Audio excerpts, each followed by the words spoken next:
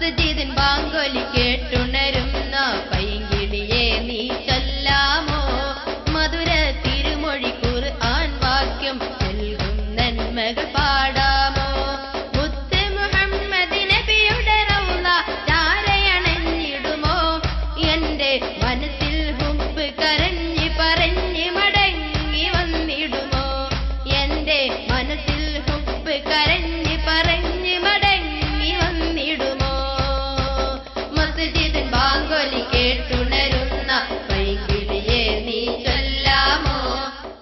السلام عليكم ورحمة الله وبركاته. بسم الله الرحمن الرحيم. الحمد لله رب العالمين. اللهم صل وسلم وبارك على سيدنا محمد وعلى آله وصحبه أجمعين. بسم الله الرحمن الرحيم. لا يغرنك تقلب الذين كفروا في البلاد متاع قليل ثم مأواهم جهنم وبئس المهاد. صدق الله مولانا العظيم وصدق وبلغ رسوله النبي الكريم ونحن على ذلك من الشاهدين الشاكرين والحمد لله رب العالمين. ആദരണീയരായ പണ്ഡിതന്മാർ, ബഹുമാന്യരായ നേതാക്കൾ, സ്നേഹസമ്പന്നരായ നാട്ടുകാർ, സഹോദരങ്ങൾ, ശ്രോതാക്കൾ, സുഹൃത്തുക്കൾ, നമ്മുടെ മഹത്തായ ഈ സംഗമം സർവശക്തനായ അല്ലാഹു റബ്ബുൽ ഇസ്സത്ത് സജ്ജനങ്ങളുടെ സാന്നിധ്യമുള്ള, പ്രാർത്ഥനയ്ക്ക് ഉത്തരമുള്ള, പരലോകത്തു പ്രയോജനമുള്ള വലിയ ഒരു സൽക്കർമ്മമായി നമ്മിൽ നിന്ന് സ്വീകരിക്കുമാറാകട്ടെ. പ്രിയപ്പെട്ട എല്ലാവരോടും കൂടെ ഇഹലോകത്ത് സജ്ജന സമൂഹത്തിലും പരലോകത്ത് സ്വർഗഭവനത്തിലും ഒത്തുചേരാനുള്ള തൗഫീഖ് അല്ലാഹു നമുക്കെല്ലാം നൽകുമാറാകട്ടെ. ആമീൻ എന്ന് ആമുഖമായി ആശംസിക്കുന്നു, ദുആ ചെയ്യുന്നു. രാജ്യത്തെ ഏറ്റവും വലിയ ധാർമ്മിക യുവജന പ്രസ്ഥാനമായ സമസ്ത കേരള സുന്നി യുവജന സംഘവും ഏറ്റവും ശക്തമായ വിദ്യാർത്ഥി മുന്നേറ്റമായ കേരള സ്റ്റേറ്റ് സുന്നി സ്റ്റുഡൻസ് ഫെഡറേഷനും സംഘടിപ്പിച്ചിട്ടുള്ള നമ്മുടെ മഹത്തായ പരിപാടി മാനവികതയെ ഉണർത്തുന്നു എന്ന ശക്തമായ പ്രമേയമാണ് മുന്നോട്ട് വെക്കുന്നത്. മാനവികത നഷ്ടപ്പെട്ടുകൊണ്ടിരിക്കുന്നതാണ് വർത്തമാനകാല സമൂഹത്തിലെ ഏറ്റവും വലിയ വീഴ്ചയായി, അപജയമായി നമുക്ക് കാണാനുള്ളത്. ഉദാഹരണങ്ങൾ എനിക്ക് 10 പറയാൻ സാധിക്കുമെങ്കിൽ 100 നിങ്ങൾക്ക് ഓരോരുത്തർക്കും ഓർത്തെടുക്കാൻ കഴിയും. അതിനുമാത്രം അപകടങ്ങൾ നമ്മുടെ ജീവിതങ്ങളിൽ വന്നുകൊണ്ടിരിക്കുകയും അതുവഴി പ്രകൃതി ദുരന്തങ്ങൾ പോലും സംഭവിക്കുകയും ചെയ്യുന്നതാണ് ഇന്നിന്റെ ഇതിവൃത്തം. മനുഷ്യത്വം വീണ്ടെടുത്ത് മൃഗീയത കൈയൊഴിച്ച് നല്ലവരായി ജീവിക്കാനുള്ള പ്രതിജ്ഞ പുതുക്കുകയും ആ ഉത്ബോധനം എല്ലാവർക്കും കൈമാറുകയുമാണ് ഈ പ്രചാരണങ്ങളുടെ ലക്ഷ്യമായി നാം കാണുന്നത്. ഉദാഹരണം പറഞ്ഞാൽ ഡിസംബർ 31, അതിനുശേഷം ജാനുവരി 1 വരുമ്പോൾ ഒരു നിമിഷം നമ്മൾ ആലോചിക്കുക, എന്തെല്ലാമാണ് നാടുകളിൽ നടന്നുകൊണ്ടിരിക്കുന്നത്. ഏപ്രിൽ 2 കഴിഞ്ഞാൽ 3, ഡിസംബർ 10 കഴിഞ്ഞാൽ 11, ഒക്ടോബർ 7 കഴിഞ്ഞാൽ 8 എന്നതിനപ്പുറം ഡിസംബർ 31 ജാനുവരി 1 കടന്നു വരുമ്പോൾ ആകാശത്ത് പ്രത്യേകിച്ചൊന്നും കാണാനില്ല. ഭൂമിയിലും എന്തെങ്കിലും മാറ്റങ്ങൾ ദൃശ്യമല്ല. സ്വശരീരാനുഭവങ്ങളിലും സന്തോഷമുള്ള എന്തെങ്കിലും നമുക്ക് ഓർത്തെടുക്കാനില്ല.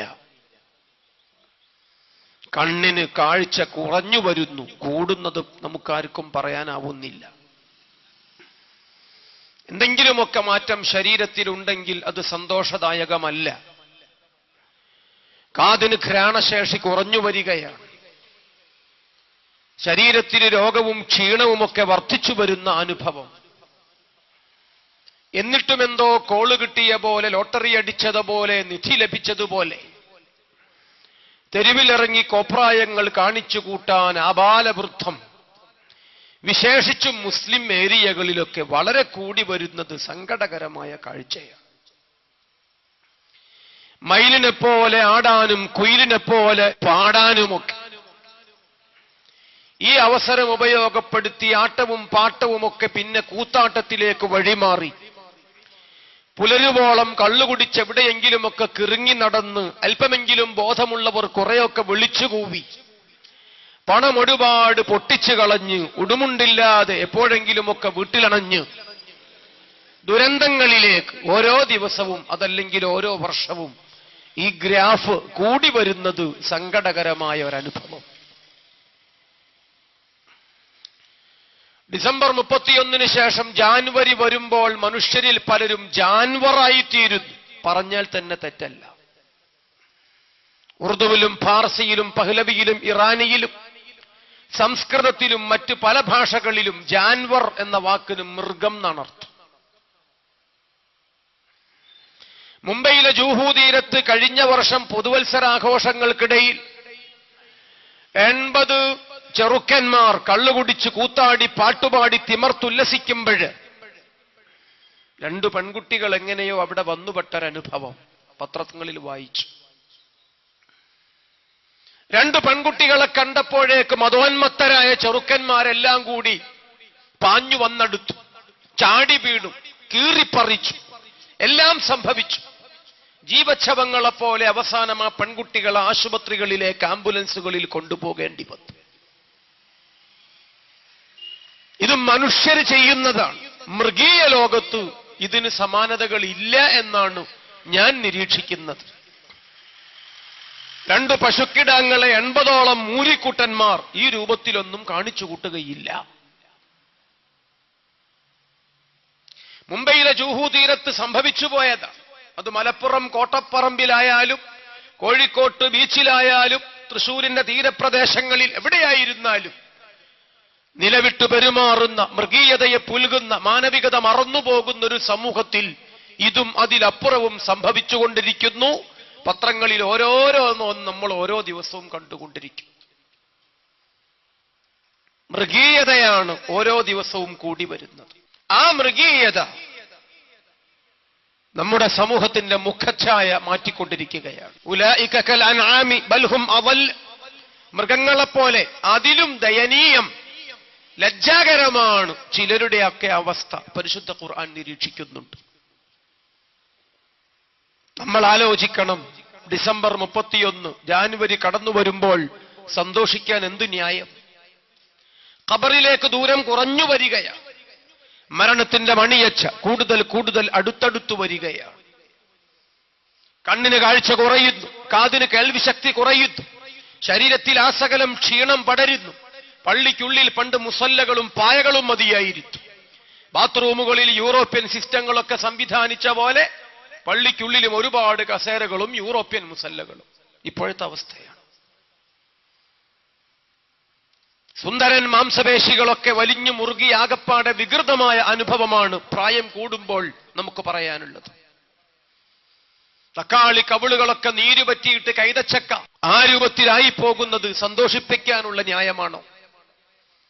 തൊണ്ടിപ്പഴം പോലിരുന്ന സുന്ദരൻ ചുണ്ടുകളൊക്കെ നീരുപറ്റി വികൃതമായി ചേരട്ടയെപ്പോലെ എത്രമാത്രം കൊട്ടിപ്പാടാൻ നമുക്ക് വകുപ്പുണ്ട് എന്നാലോചിക്കണം.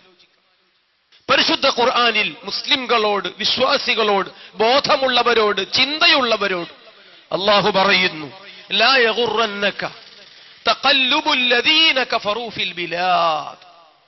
അല്ലദീന കഫറൂ, അങ്ങനെ ഒരു കൂട്ടരുണ്ട്. അല്ലദീന കഫറൂ എല്ലാവർക്കും അറിയാം. അവർക്ക് ഖബർ അറിയില്ല, പരലോകം എന്താണ് പിടിയില്ല, മഹ്ശർ ഒരു ബോധവും ഇല്ല, അള്ളാഹുവിനെ വേണ്ടതുപോലെ അറിയാൻ സാധിച്ചിട്ടില്ല.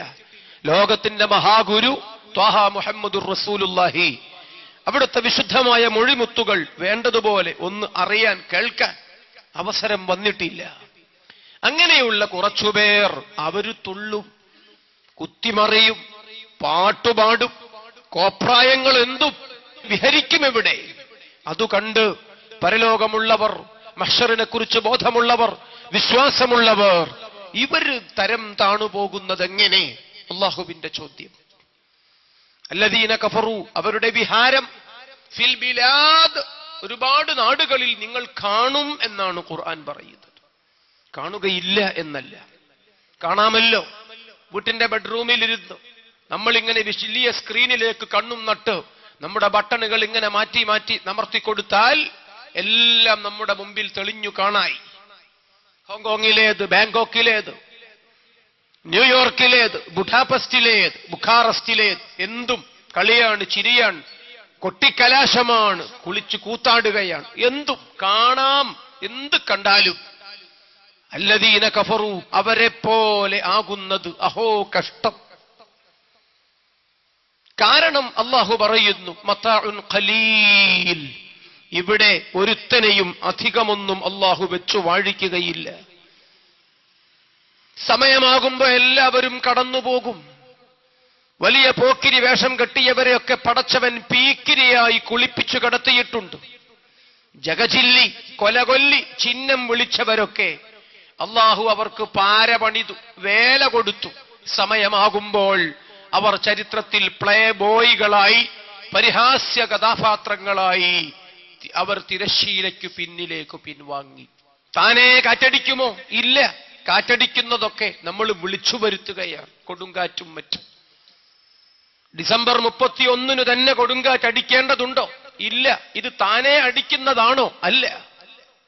വമാ നുർസിലു ബിൽ ആയാത്തി ഇല്ലാ തഖ്വീഫ, എന്റെ ദൃഷ്ടാന്തങ്ങളെ ഞാൻ നിങ്ങളിലേക്ക് അയക്കുന്നത് പേടിപ്പിക്കാനാണ്, വിളിച്ചുണർത്താനാണ്, നിങ്ങളെ ഗൗരവത്തോടെ വിഷയങ്ങൾ ബോധ്യപ്പെടുത്താനാണ് അല്ലാഹു പറയുന്നു. 7 വർഷം മുമ്പ് സുനാമി തിരമാലകൾ 7 വൻകരകളെയും കയ്യിലെടുത്ത് അമ്മാനമാടിയത് നമുക്കൊക്കെ ഓർമ്മയുണ്ട്.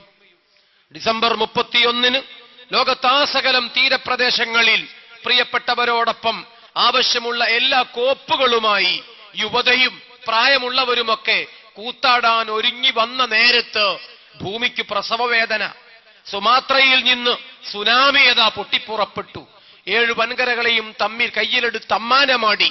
കേരളത്തിന്റെ തന്നെ തീരപ്രദേശങ്ങളിൽ കൊല്ലം, കോട്ടയം, ആലപ്പുഴ ജില്ലകളിലൊക്കെ ആയിരക്കണക്കിന് ആളുകൾക്ക് വീട് നഷ്ടപ്പെട്ടു.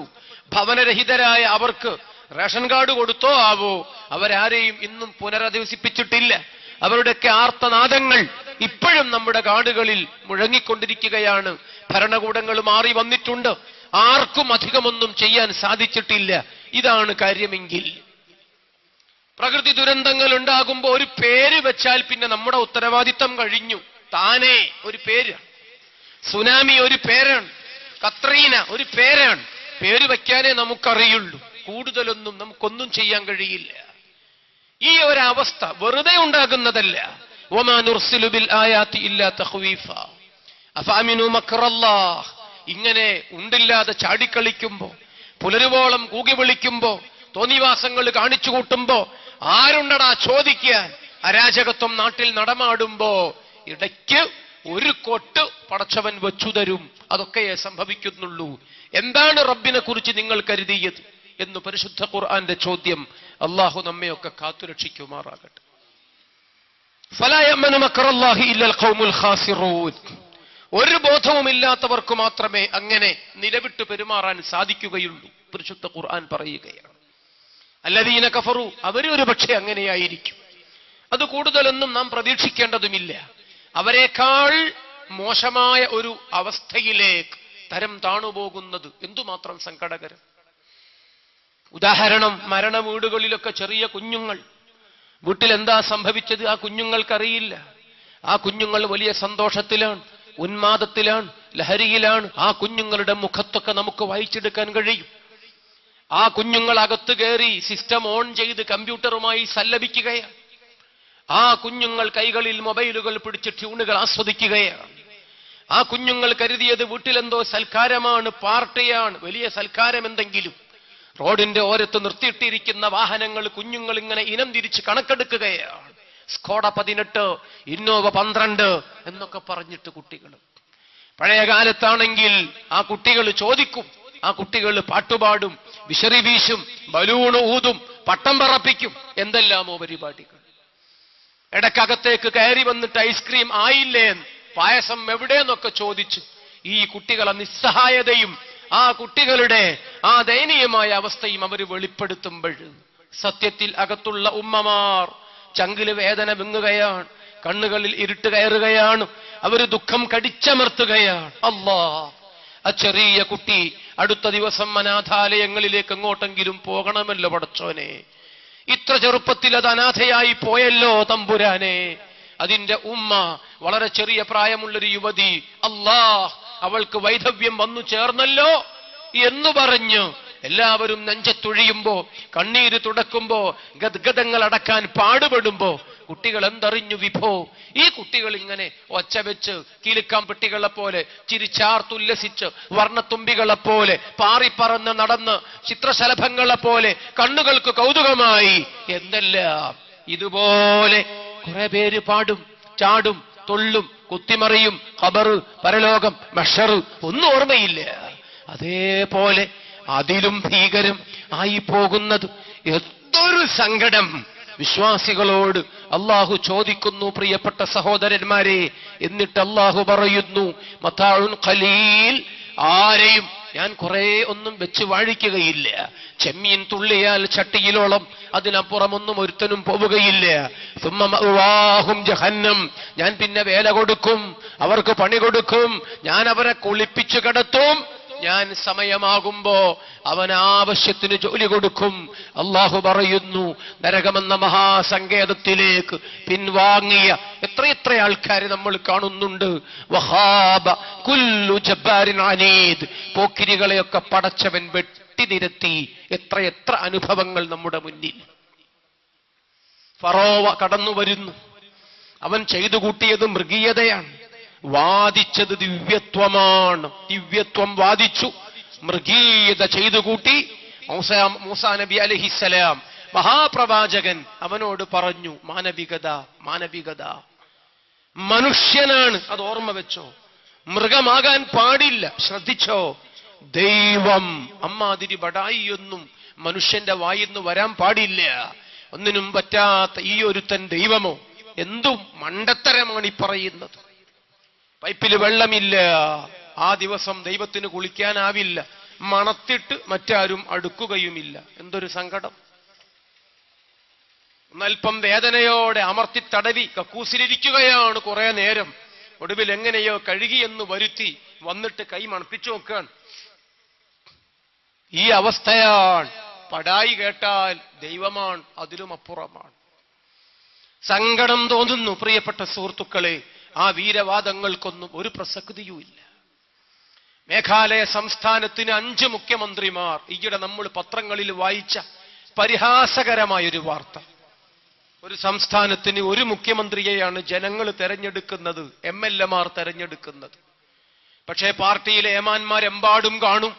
എല്ലാവരെയും കൂടി തൃപ്തിപ്പെടുത്താൻ പിന്നെ ഹൈക്കമാൻഡ് കാണുന്ന ഒരു മാർഗം, അയാൾക്കും എസ്കോർട്ട് പൈലറ്റ് വാഹനങ്ങളായിക്കോട്ടെ, അദ്ദേഹത്തിനും കുറെ സ്റ്റാഫും ശിങ്കിടികളും കിടക്കട്ടെ, എന്നിട്ട് ജനങ്ങളുടെ ചെലവിൽ 5ഓ 6ഓ പേരെയൊക്കെ മുഖ്യമന്ത്രിമാരായി വാഴിച്ച് ഈ രൂപത്തിൽ നികുതിപ്പണം തിന്നു തീർക്കുന്നൊരവസ്ഥ ഒരു സംസ്ഥാനത്ത് ഉണ്ടായപ്പോൾ പരിഹാസപൂർവം പത്രങ്ങൾ അതൊക്കെ ഒന്നാകെ എഴുതി ലോകത്തെ അറിയിച്ചുവെങ്കിൽ, ഒരു ബോർഡിന് 2 ചെയർമാൻമാർ, ഒരു പഞ്ചായത്തിന് 2 പ്രസിഡന്റുമാർ, ഒരു സംസ്ഥാനത്തിന് 4ഓ 5ഓ മുഖ്യമന്ത്രിമാർ. അയ്യേ, കഷ്ടം. ശരി, ഒരു ലോകത്തിന് എത്ര ദൈവം കൊള്ളും? എത്ര എണ്ണം പറ്റും? എല്ലാവർക്കും ആലോചിക്കാവുന്നതാണ്. No more comments. കൂടുതലൊന്നും അത് സംബന്ധമായി പറയേണ്ടതില്ല. മനുഷ്യന് ദിവ്യത്വം അവകാശപ്പെടരുത്, ദൈവികത വാദിക്കരുത്, മൃഗീയത പുൽകരുത്, മാനവികത അത് മനുഷ്യന് നല്ല രൂപത്തിൽ ഓർമ്മ വേണം.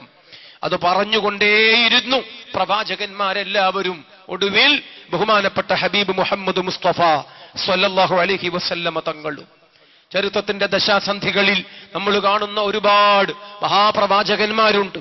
മാനവികതയായിരുന്നു അവർ സമൂഹത്തോട് പേർത്തും പിന്നെയും പിന്നെയും പറഞ്ഞുകൊണ്ടേയിരുന്നത്. മൂസ അലൈഹിസ്സലാമിനെ അള്ളാഹു പറഞ്ഞേക്കുകയാണ്, ഫറോവയുടെ അടുത്തേക്ക് പോകണം. ആരാണ് ഫറോവ?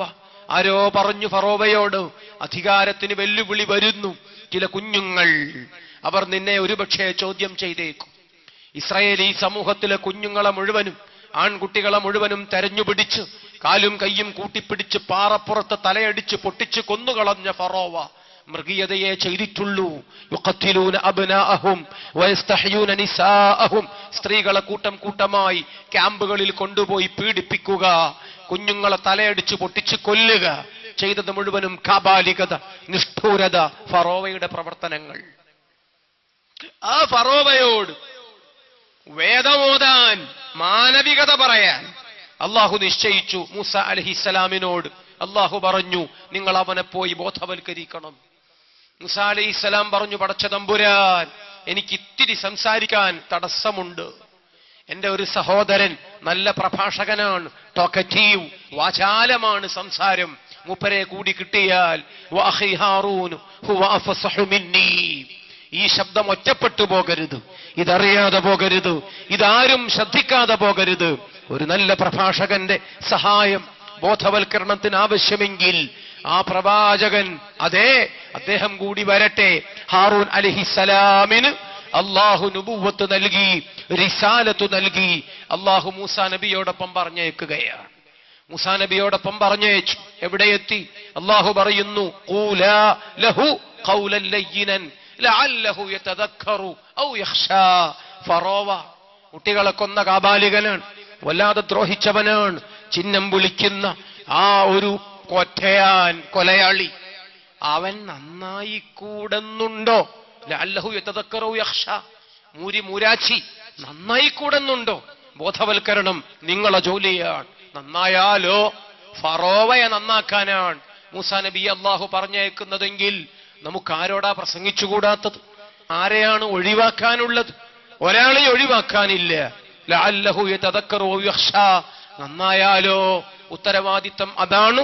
ചരിത്രത്തിലെന്നും മഹാന്മാരായ പ്രവാചകന്മാർക്ക്, ആ പ്രവാചകന്മാരുടെ യഥാർത്ഥ അനന്തരാവകാശികളായ പണ്ഡിത മഹത്തുക്കൾക്ക്, മൂസാ നബി അലൈഹിസ്സലാമും ബഹുമാനപ്പെട്ട ഹാറൂൻ അലൈഹിസ്സലാം രണ്ടുപേരും പോയി ഫറോവയോട് പിന്നെയും പിന്നെയും പിന്നെയും അവർ പറഞ്ഞു, മാനവികത മുറുകെ പിടിക്കാൻ ആവശ്യപ്പെട്ടു. മൃഗീയത കൈയൊഴിക്കണം, ദിവ്യത്വം വടായിയൊക്കെ അവസാനിപ്പിക്കണം. അന റബ്ബുക്കുമുൽ അഅ്ലാ, ഞാനാണ് വലിയ ഉടയ തമ്പുരാൻ, വലിയ ദൈവം എന്നൊക്കെയായിരുന്നു ആ മനുഷ്യൻ പറഞ്ഞുകൊണ്ടേയിരുന്നത്. മൂസാ അലൈഹിസ്സലാമിന്റെ ലക്ഷ്യം നേടിയോ? ഫറോവ നന്നായില്ലെങ്കിലും ഒരുപാട് ജനങ്ങൾ നന്നായി. അവര് ബോധം ഉൾക്കൊണ്ടു, അവര് പാഠങ്ങൾ സ്വീകരിച്ചു, അവര് നല്ലവരാകാൻ തീരുമാനമെടുത്തു.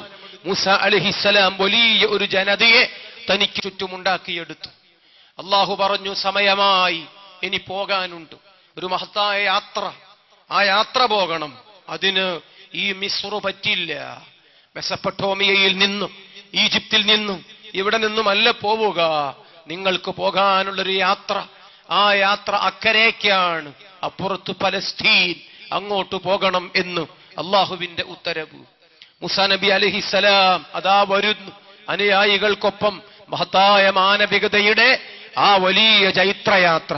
മൂസാ അലൈഹിസ്സലാം വന്നു നിൽക്കുന്നു. നൈൽ നദിയും ചെങ്കടലും തമ്മിൽ ചേരുന്ന ചരിത്രത്തിന്റെ ആ വല്ലാത്ത മുഹൂർത്തത്തിലേക്ക്, ഭൂമിയുടെ ആ വല്ലാത്ത സന്നിഗ്ധതയുടെ പ്രദേശത്തേക്ക് ബഹുമാനപ്പെട്ട മൂസാ അലൈഹിസ്സലാമും ഖൗമും വന്നു ചേരുന്നു.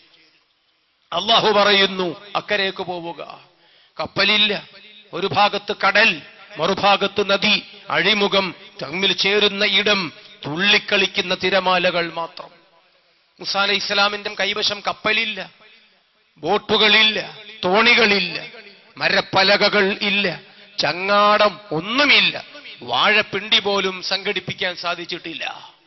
മൂസാ അലൈഹിസ്സലാമിനോട് അല്ലാഹ് പറഞ്ഞു, സാരമില്ല, ഒരു പ്രശ്നവുമില്ല, നിങ്ങളുടെ കൈകളിൽ ഞാൻ തന്ന നല്ലൊരു കൊടിയുണ്ട്, ശക്തമായ ഒരു വടിയുണ്ട്. ആ വടി കൊണ്ട് സമുദ്രത്തെ അങ്ങ് അടിച്ചോളൂ, നിങ്ങൾക്ക് മറുകരയ്ക്ക് പോകാൻ കഴിയും. റിസാലത്തിന്റെ, നുബുവ്വത്തിന്റെ ബറക്കത്തുള്ള ഒരു കൊടി, അല്ലെങ്കിൽ ഒരു വടി, അല്ലെങ്കിൽ ഒരു മുടി അതൃപ്പമാണ്, അത്ഭുതമാണ്. വിശ്വാസികൾക്ക് നിരാകരിക്കാൻ സാധിക്കില്ല. ലോകം ഗതി മാറുകയാണ്, സമുദ്രം മരവിച്ചു നിൽപ്പാണ്, പുഴകൾ ചരിത്രത്തിന്റെ ദശാസന്ധികളിൽ അവയുടെ ചരിത്രം മാറ്റി എഴുതപ്പെടുകയാണ്. ഫറോവ മൂസ അലൈഹിസ്സലാമിനെ നോക്കി നിൽക്കുന്നു. മൂസ അലൈഹിസ്സലാം വടികൊണ്ട് വെള്ളത്തിലടിക്കുന്നു. ഫംഫലഖ കുല്ലു ഫിർഖിൻ കത്തൗദിൽ അളീം. പരിഹസിച്ച് SMS അയക്കുന്നവൻ എന്തൊക്കെയോ അവർക്ക് പറയാലോ, എന്തൊക്കെയോ അവർക്ക് ഇനിയും പറയാലോ. ഇവിടെയും ഒരുപാട് നുരുമ്പിരിയാരം അവർക്കൊക്കെ പറഞ്ഞുകൂട്ടാമല്ലോ. സുഹൃത്തുക്കളെ, പിതൃശൂന്യമായ പരിപാടികൾക്കൊന്നും ആരും നടക്കരുത്.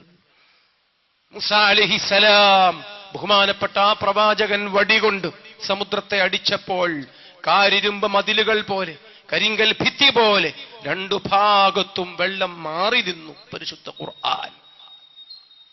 ആ ജലപ്രവാഹത്തിന് നടുവിൽ മൂസ അലൈഹിസ്സലാം കണ്ടത് ത്വരീഖൻ യബസൻ, ഉണങ്ങിയ വഴി എന്ന് പരിശുദ്ധ ഖുർആൻ.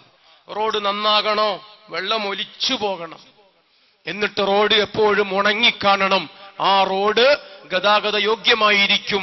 കൂടെ കൂടെ എന്നും ഉടച്ചു വാർക്കേണ്ടി വരില്ല. നമ്മുടെ നാടുകളിലൊക്കെ മറിച്ചാണ് അനുഭവം. അതിന്റെ വേദനകൾ നമ്മൾ എന്നും പങ്കുവെക്കുകയുമാണ്. ഈയിടെ ഏതോ ഒരു മന്ത്രി പറഞ്ഞു കേരളത്തിലെ കുളങ്ങളൊക്കെ സംരക്ഷിക്കും. എനിക്കത് കേട്ടപ്പം വലിയ ബേജാറായി. പടച്ചവനെ, റോഡുകളൊക്കെ ഇനിയും അങ്ങനെ കിടക്കൂന്നല്ലേ ഇയാൾ പറയുന്നത്? അങ്ങനെ ആവാനാണ് സാധ്യത. കഴിഞ്ഞ ഓണക്കാലം ആവേലി തമ്പുരാൻ നേരത്തെ തന്നെ കേരളത്തിലെത്തി. കാരണം ഇവിടെ നിന്ന് പാതാളം വരെ റൂട്ടുകളൊക്കെ ക്ലിയർ ആയിരുന്നു. ഇതാണ് നമ്മുടെ നാട്ടിലെ അവസ്ഥ. ത്വരീഖൻ യബസൻ, റോഡ് ഇങ്ങനെ കാണപ്പെട്ടു. തൊട്ട് മുമ്പത്തെ നിമിഷം വരെ കടലാണ്, വലിയ സമുദ്രം, വലിയ പുഴയാണ്, മഹാജലപ്രവാഹം. ഒരു വടി കൊണ്ട് കാണിച്ച അത്ഭുതം. ത്വരീഖൻ യബസൻ, വെള്ളത്തിന്റെ നനവ് പോലുമില്ല. ആ നനവ് പോലുമില്ലാത്ത ഇടത്തിലൂടെ ബഹുമാനപ്പെട്ട മൂസ അലൈഹിസ്സലാം മറുകരയ്ക്ക് പോയി. പ്രിയപ്പെട്ട സുഹൃത്തുക്കൾ, ആലോചിക്കണം. മഹാനായ മൂസ അലൈഹിസ്സലാം അക്കരയ്ക്ക് പോയി. മൂസാ നബി അലൈഹിസ്സലാം പറഞ്ഞത് എന്താണ് ഖൗമിനോട്? അപ്പുറത്ത് നോക്കല്ല, ഇപ്പുറത്ത് നോക്കല്ല, അവിടെ വെള്ളം, ഇവിടെ വെള്ളം, പിന്നിൽ ചെകുത്താൻ. ബിറ്റ്വീൻ ഡെവിൾ ആൻഡ് സീ, ചെകുത്താനും കടലിനുമിടയിൽ. ആ പല്ലവി, ആ ശൈലി അങ്ങനെ വന്നതാണ്. നമ്മെ സംബന്ധിച്ചിടത്തോളം ഒരുപാട് തവണ ഈ വെല്ലുവിളികൾ നമ്മൾ അഭിമുഖീകരിച്ചിട്ടുണ്ട്. കടലൊരു ഭാഗത്ത്, വേഷം കെട്ടിയ ചെകുത്താന്മാർ ചിലപ്പോൾ മറ്റൊരു ഭാഗത്ത്. എന്തു ചെയ്യും? ഒരു പ്രശ്നവുമില്ല, ഒരു പ്രശ്നവുമില്ല. മൂസ അലൈഹിസ്സലാം ജൈത്രയാത്രയുടെ മുന്നിലുണ്ട്. മഹാനവർകൾ പറഞ്ഞു, പോരു പോരു കൂട്ടരെ, നമുക്ക് മുന്നോട്ട് പോകാം. മൂസ അലൈഹിസ്സലാം അക്കരയ്ക്ക് പോയി. ആ മഹാപ്രവാചകന്റെ സന്ദേശം നമ്മൾ വായിക്കുന്നു. മുരീദി തമസ്സക് ബി വകുംബി വാസിഖാ അഹ്മീക ഫിദ്ദുനിയാ വയൗമൽ ഖിയാമത്തി. എന്നെ പിടിച്ചവർ ഏതും പേടിക്കേണ്ട, എന്നെ പിടിച്ചോർക്ക് ഞാൻ കാവലെന്നോവർ. അലതുള്ളി പാഞ്ഞു വരുന്ന കടലുണ്ടോ? പേടിക്കണ്ട, ഞാൻ മുന്നിലുണ്ടോ എന്ന് നോക്കിയാ മതി. ഞാൻ ആരാണ്? റസൂലാണ്. ഞാൻ ആരാണ്? നബിയാണ്. ഇജാസത്തുള്ളൊരു യാത്ര അള്ളാഹു സമ്മതം തന്നിരിക്കുന്നു.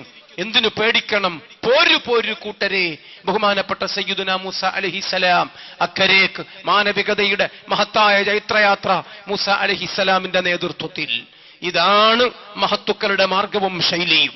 500 കൊല്ലത്തിനിപ്പുറം ബഹുമാനപ്പെട്ട സയ്യിദുനാ ഈസ അലൈഹിസ്സലാം അതേ സന്ദേശം, അതേ ചൈത്രയാത്ര ആവർത്തിച്ചു. നമുക്ക് ചരിത്രത്തിൽ കാണാം.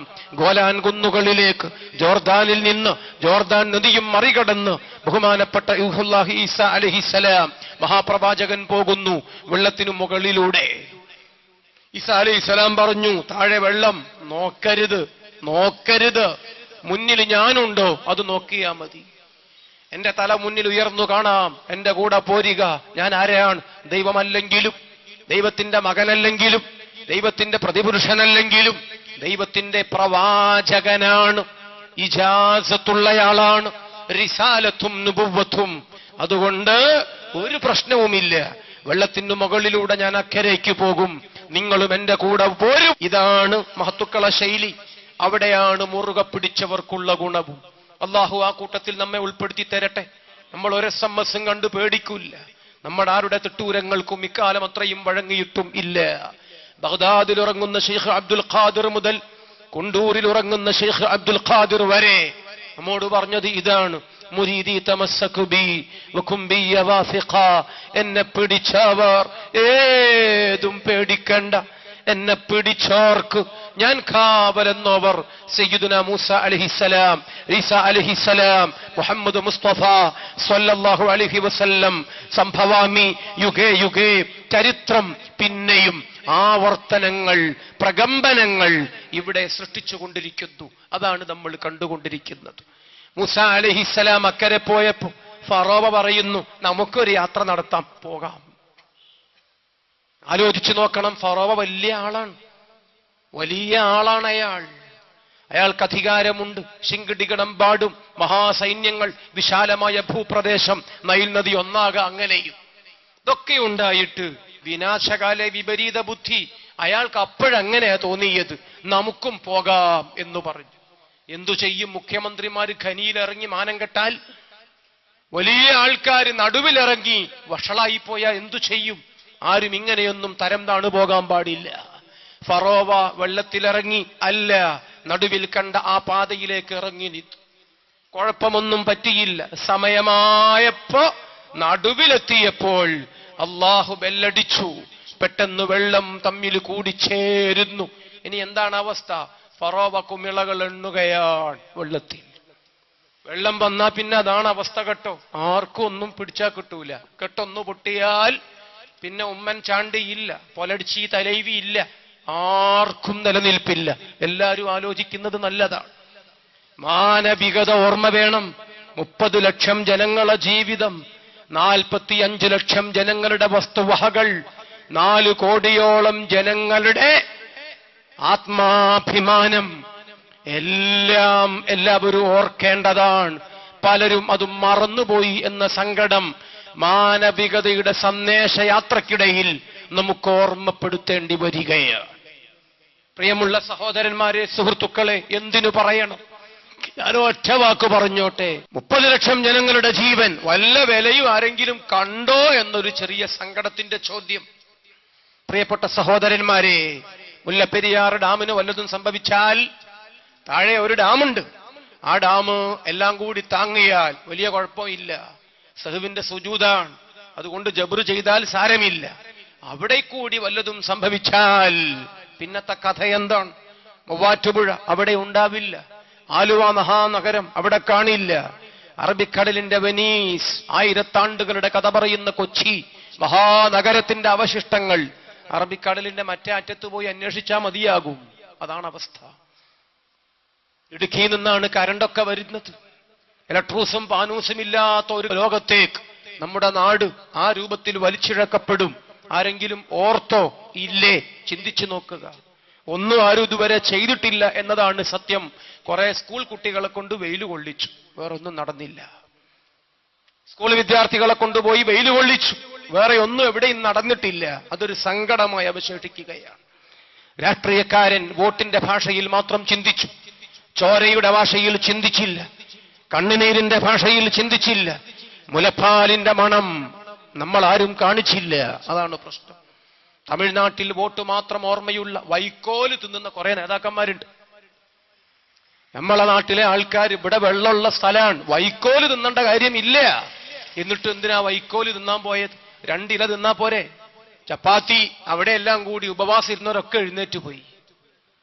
എന്തുണ്ടായി എന്ന് ചിന്തിക്കണം. കുറെ കേരളക്കാരുടെ ഹോട്ടലുകൾ കത്തിച്ചാമ്പലായി, കുറെ കടകൾ കയ്യേറി, ജീവിതകാലം മുഴുവനും കഷ്ടപ്പെട്ട് വയറിൽ മുടുക്കി ഉടുത്ത് സമ്പാദിച്ചതത്രയും അണ്ണാച്ചികൾ തട്ടിയെടുത്ത് എന്തെല്ലാമോ സംഭവിച്ചു.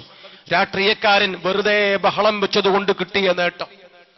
ഡൽഹിയിലെത്തുമ്പോ എല്ലാവരും നിറം മറന്നുപോയി, തനി മദ്രാസിയായി കളഞ്ഞു. പണ്ടേ നമുക്കുള്ള പേര് മദ്രാസി എന്നാണ്. ഡൽഹിയിലെത്തിയാൽ മദ്രാസിയുടെ കുപ്പായമിട്ട് ഒന്നും ഉരിയാടേ ഉണ്ടൂല്ല. ഈ അവസ്ഥ വന്നു ചേർന്നത് സങ്കടമുള്ളൊരവസ്ഥയാണ്. ഞാൻ കൂടുതൽ അതേക്കുറിച്ച് പറയുന്നില്ല.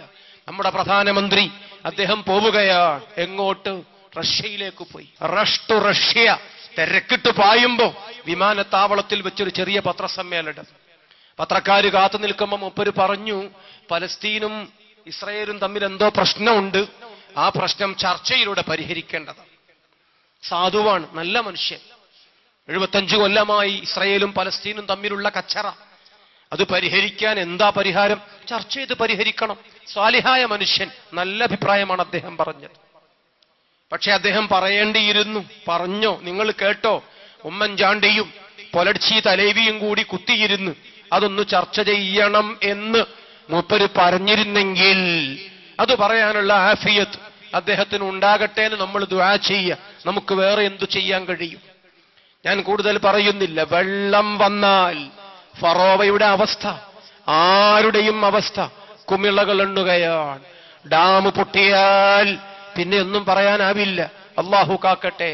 ഒരേ ഒരു പോംവഴി ചുഴലിക്കാറ്റ് താനേ ഉണ്ടാകുന്നതല്ല, എല്ലാം വെറുതെ സംഭവിക്കുന്നതല്ല, എതിർച്ഛയാ, ആക്സിഡന്റലി. ഇവിടെ ഒന്നും സംഭവിക്കുന്നില്ല. പരിഹാരം ഒരേ ഒരു വാക്ക്, അല്ലദീന ആമനു ഫിൽ ഹയാത്തി ദുനിയ. ഇഹലോകത്ത് രക്ഷ വേണോ, പരലോകത്ത് രക്ഷ വേണോ?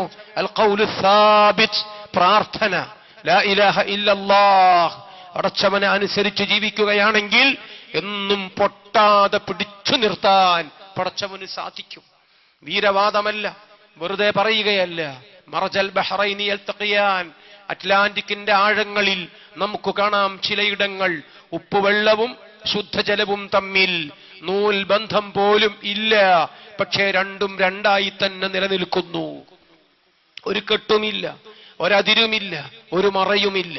മറയുണ്ടു താനും. തോണി ഇങ്ങനെ വെച്ച് ഒരറ്റത്തു നിന്ന് പൊക്കറ്റിൽ കോരിയെടുക്കുന്നത് മിൽഹുൻ ഉജാജ്, പുളിപ്പൻ വെള്ളമാണ്. മറുഭാഗത്ത് ബക്കറ്റിൽ കോരിയെടുക്കുന്നത് അദ്ബുൻ ഫുറാത്ത്, പ്യൂർ നാച്ചുറൽ വാട്ടറാണ്. അറ്റ്ലാന്റിക്കിൽ ഇങ്ങനെയുണ്ടെങ്കിൽ, ശാന്തസമുദ്രത്തിൽ പലയിടത്തും ഇങ്ങനെയുണ്ടെങ്കിൽ, തിരമാലകൾ മലകണക്കിന് ഉയർന്നു പൊങ്ങുമ്പോഴും കാറ്റൊന്നാകെ കോളുകളായി കടലിൽ പടർന്ന് വ്യാപിക്കുമ്പോഴും മർജൽ ബഹ്റൈനി യൽതഖിയാൻ, സമുദ്രങ്ങൾ തമ്മിൽ ചേരാതെ രണ്ടുമിനുമിടയിൽ സുന്ദരമായൊരു ഭിത്തി, നമ്മളാരും കാണാത്ത ഭിത്തി, അത് സംരക്ഷിച്ച് കാറ്റിനെയും കടലിനെയും പ്രകൃതിയെ മുഴുക്കെ നിയന്ത്രിച്ചു കൊണ്ടിരിക്കുന്ന തമ്പുരാൻ. അതാണ് നമ്മൾ ബോധമായി ഉൾക്കൊള്ളേണ്ടത്. ദിവ്യത്വം ബടായിയൊക്കെ മാറ്റിവെച്ചേക്കുക, മനുഷ്യത്വം മുറുകെ പിടിക്കുക, മാനവികത മുഖമുദ്രയായി സ്വീകരിക്കുക. നമ്മൾ മാറ്റിക്കളയണം മൃഗീയത, തീരെ പാടില്ല. ഇതാണ് നമ്മൾ മനസ്സിലാക്കേണ്ടത്. ഫറോവ വെള്ളത്തിൽ ഇങ്ങനെ നീന്തി തുടിക്കുന്ന നേരത്ത് അള്ളാഹു പറഞ്ഞു അവനോട്, എന്താണിപ്പോ ഹാല്? ഫറോവ ആ നേരത്ത് പറഞ്ഞു, അനമിനൽ മുസ്ലിമീൻ, ഞാനിതാ വിശ്വസിക്കുകയാണ്. പ്രിയപ്പെട്ട സഹോദരന്മാരെ, അയാൾ ആർത്തു വിളിച്ചു, ആമന്തു ബിറബ്ബി മൂസ വ ഹാറൂൻ, ഞാൻ മൂസയെ വിശ്വസിച്ചു, ഹാറൂനെ വിശ്വസിച്ചു, രണ്ടു പ്രവാചകന്മാരെയും വിശ്വസിച്ചു. ഇനി ആരെങ്കിലും ഉണ്ടെങ്കിൽ അവരെ കൊണ്ടൊക്കെ വിശ്വസിച്ചു. അല്ല പറഞ്ഞു, ആന ഇപ്പോഴല്ലേ, കൂട്ടൂല, ഇപ്പോഴല്ലേ, പറ്റില്ല, സ്വീകരിക്കില്ല, സമയം വൈകിപ്പോയി. സഹോദരന്മാരെ, ഡേറ്റ് തീർന്നു പോയാൽ, കാലം കഴിഞ്ഞു പോയാൽ പിന്നെ ഒന്നും സ്വീകരിക്കപ്പെടുകയില്ല. മഹാനായ മുഹമ്മദ് മുസ്തഫ സ്വല്ലല്ലാഹു അലൈഹി വസല്ലം തങ്ങൾ പറയുന്നുണ്ട്, നാളെ ചക്രശ്വാസം വലിക്കുമ്പോ, റൂഹ് തൊണ്ടക്കുഴിയിൽ കെട്ടുമ്പോ, കണ്ണിന് മുമ്പിൽ എന്തെല്ലാമോ ചടുല നൃത്തം ചവിട്ടുമ്പോ എല്ലാവർക്കും കുമ്പസരിക്കാൻ തോന്നും, യാതൊരു ഫലവും ഇല്ല. അതേപോലെ മറ്റൊരു മുഹൂർത്തം, ഇന്ന് കിഴക്കുടിക്കുന്ന സൂര്യൻ നാളെ ഒരു സുപ്രഭാതത്തിൽ അല്ലെങ്കിൽ കുപ്രഭാതത്തിൽ പടിഞ്ഞാറുദിച്ചതായി കാണപ്പെടും. നേരം പുലർന്നപ്പോ വീടും പുരയിടവും എല്ലാം കൂടി തിരിച്ചു വെച്ചൊരു പ്രതീതി എല്ലാവർക്കും. ഇന്നെന്താ ഇവിടുന്ന്? അരമണിക്കൂർ കൊണ്ട് ലോകത്തൊന്നാകെ ഫ്ലാഷ് ന്യൂസുകൾ മിന്നും, ചർച്ചകൾ പൊടിപൊടിക്കും. ഇന്ന് സൂര്യൻ ഉദിച്ചത് ഇങ്ങോട്ടാണ്. ചർച്ചകളൊന്നും സൂര്യന് ഓർമ്മയില്ല. സൂര്യൻ ഇങ്ങനെ ഒന്നും അറിയാത്ത പോലെ, ഞാനൊരു മാവിലായിക്കാരനാണേ, നേരെ മേൽക്കും മുകളിൽ വന്നു നിൽക്കും.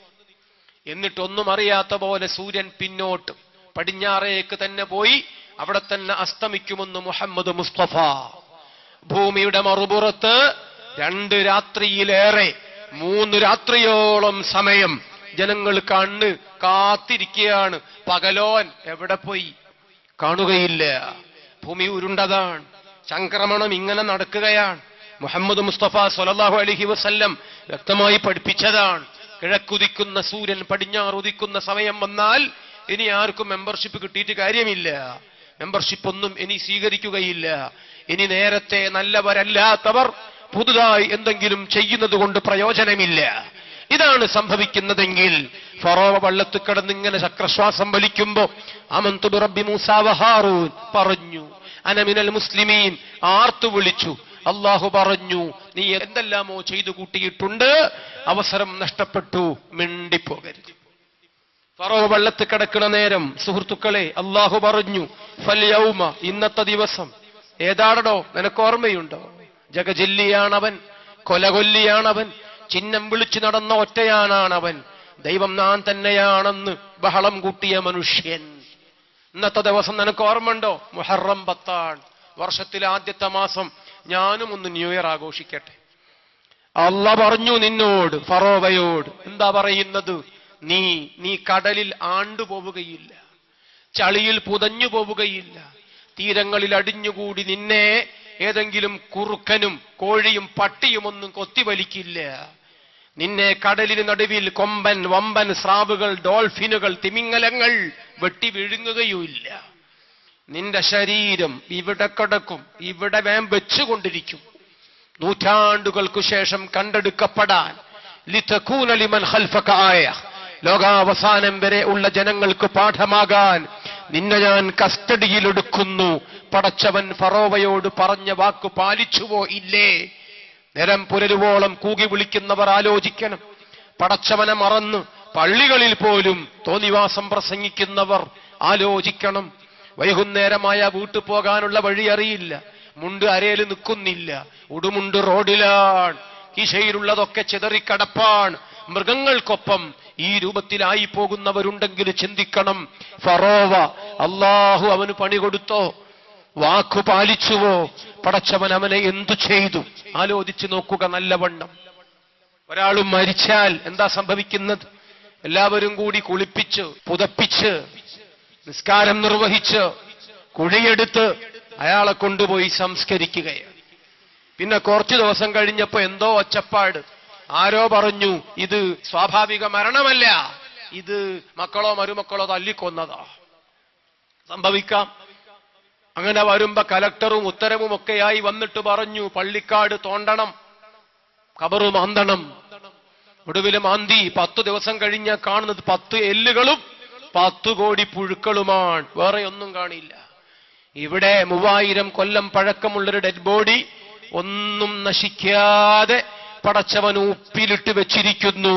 നുനജ്ജീക ബിബദനിക്, നിന്നെ ഞാൻ ഇങ്ങനെ വെച്ചുകൊണ്ടിരിക്കുമടാ. അള്ളാഹു അവനോട് പറഞ്ഞു.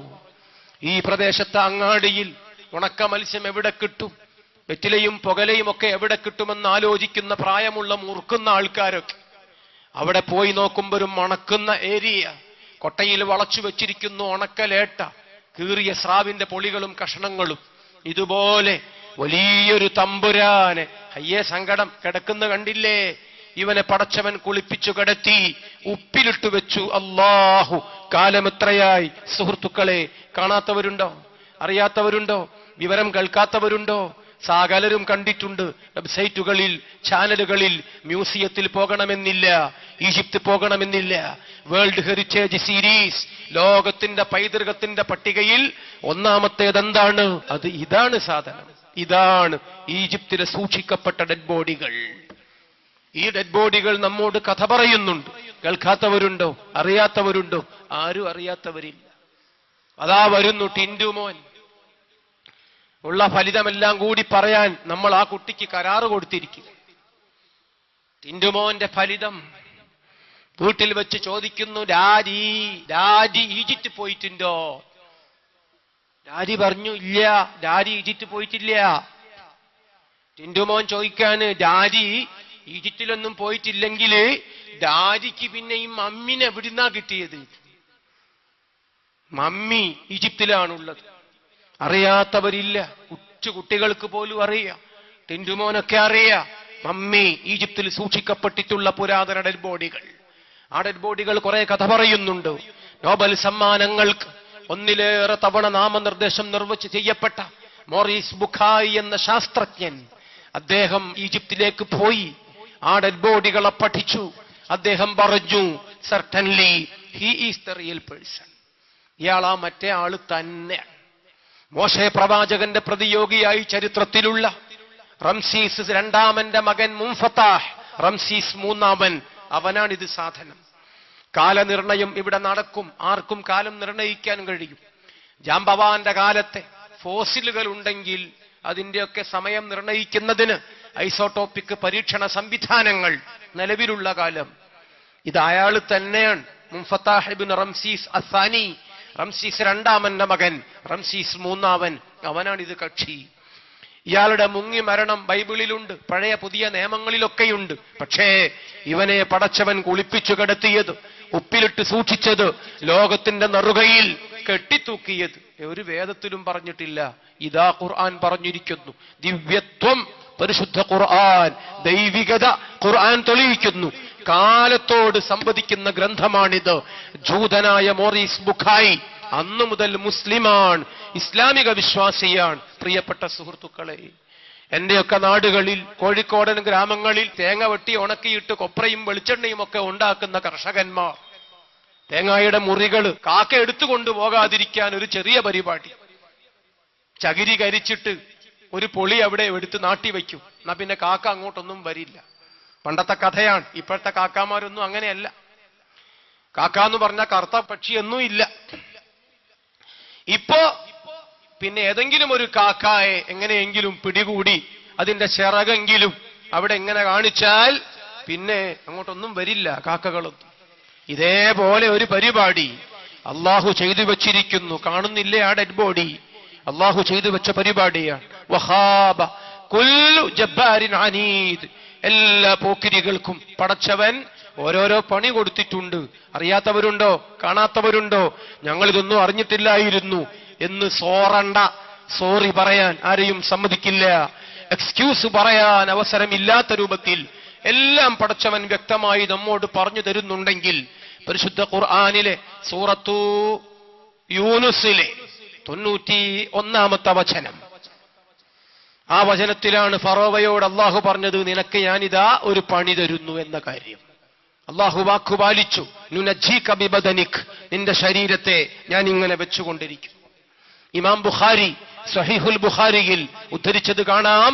ഈ ആയത്തുകളുടെ വ്യാഖ്യാനം പറയുന്നിടത്ത് നുനജ്ജീക ജീമു കൊണ്ട് വായിക്കാം, അതേപോലെ നുനഹീക ഹാഉ കൊണ്ടും ഓതാം.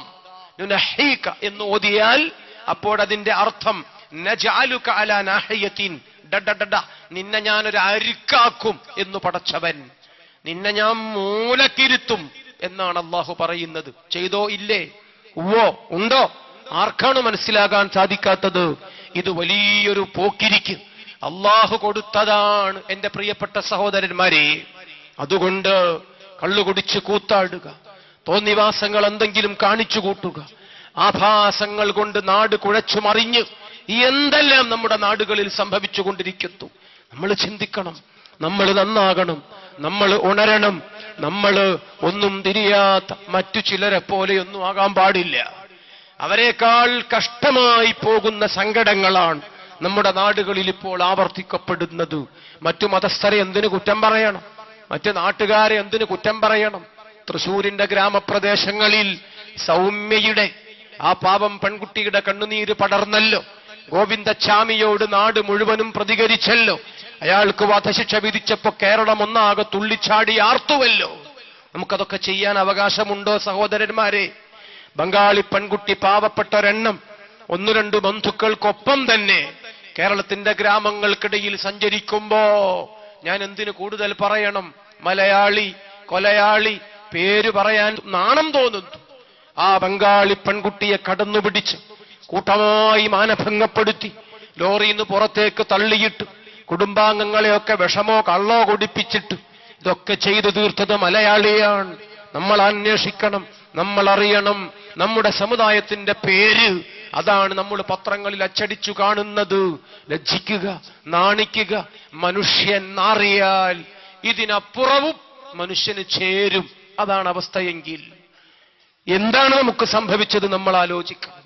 മാനവികത തിരിച്ചറിയുക, ദൈവികത ബടായി ഒഴിവാക്കുക, മൃഗീയത നമ്മൾ ഒഴിവാക്കിയിട്ട് അള്ളാഹുവിന്റെ അനുസരണയുള്ള നല്ല അടിമകളായി നമ്മൾ ജീവിച്ചാൽ വലൗ അന്ന അഹ്ലൽ ഖുറ ആമനു വത്തഖൗ ലഫതഹ്നാ അലൈഹിം ബറകാതിൻ മിനസ് സമാഇ വൽ അർദ്, ആകാശത്തിൽ നിന്ന് ഭൂമിയിൽ നിന്ന് അള്ളാഹു നിങ്ങൾക്ക് വിഭവങ്ങളെമ്പാടും സമൃദ്ധി നിങ്ങളെ മൂടും.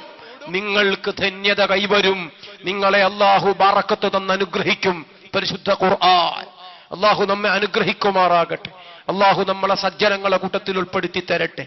കൂടുതലൊന്നും പറയുന്നില്ല. സബഇനെ കുറിച്ച് അല്ലാഹു പറഞ്ഞതാണ്, ബൽദത്തുൻ ത്വയ്യിബത്തുൻ, നല്ല നാടാണ്. റബ്ബുൻ ഗഫൂർ, ഉദാരനായ റബ്ബു. ആ രണ്ടും കൂടിയൊന്ന് ഞാൻ മലയാളത്തിൽ പറയട്ടെ. ഗോഡ്സ് ഓൺ കൺട്രി, ദൈവത്തിന്റെ സ്വന്തം നാട്. ബൽദത്തുൻ ത്വയ്യിബത്തുൻ വറബ്ബുൻ ഗഫൂർ, ഉദാരനായ റബ്ബും നല്ല നാടും. ആ നാട്ടിൽ കൃമിയില്ല, കീടമില്ല, ചാഴിയില്ല, പാറ്റയില്ല, കൂറയില്ല.